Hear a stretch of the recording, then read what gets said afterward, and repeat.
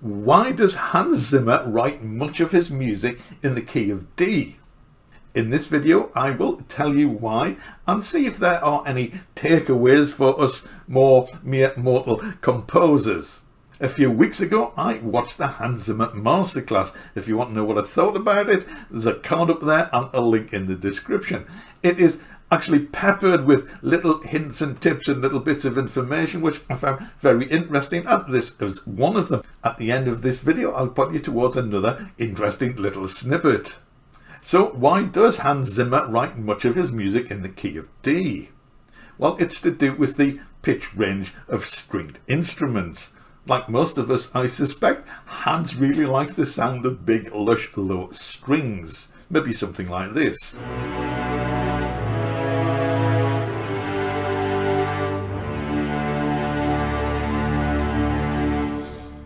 Now the lowest note the cello and the viola and the contrabass can play is C.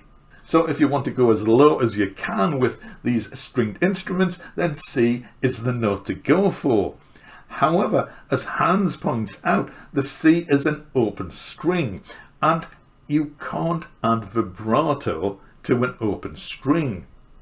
If you think about a stringed instrument, the way to create vibrato is to put your finger on the string, on the fretboard, and move it backwards and forwards. That creates vibrato. On an open string, there is no finger, no fret, no vibrato.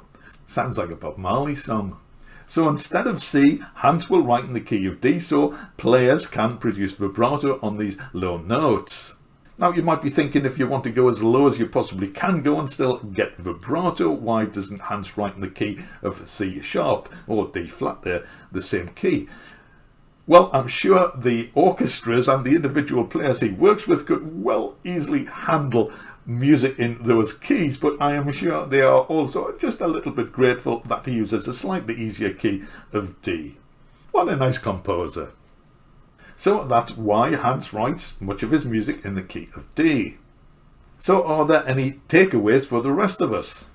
Well, if you are writing for an orchestra or even an individual string players, that is something I think which is worth bearing in mind if you want low, lush string sounds. Most of us, I suspect, will either use synthesized sounds or sample libraries. Now, sample libraries which intend to accurately portray the pitch range of instruments will stop at the C note. However, due to the wonders of software synthesis, you will probably be able to add vibrato to a C note. So maybe we have a very slight advantage there over someone who is forced to use a real orchestra. Of course, some sample libraries, and if you're using synthesized sounds, you will be able to play even lower notes, so you aren't restricted to the actual pitch range of these instruments. If you're thinking, well, I'm going to be super realistic and I want vibrato on my low notes, I'm not going to go any lower than D, well, I really don't think anyone would notice or anyone would be able to tell the difference, unless of course they have perfect pitch and are listening for the vibrato on those low notes. I thought that was interesting, not just for the technical aspect of creating vibrato on low string sounds, but I think it shows the detail and the amount of thought that Hans puts into constructing his music. I hope you found it interesting as well. If you want more nuggets from Hans Zimmer's Masterclass, check out these. See you again soon.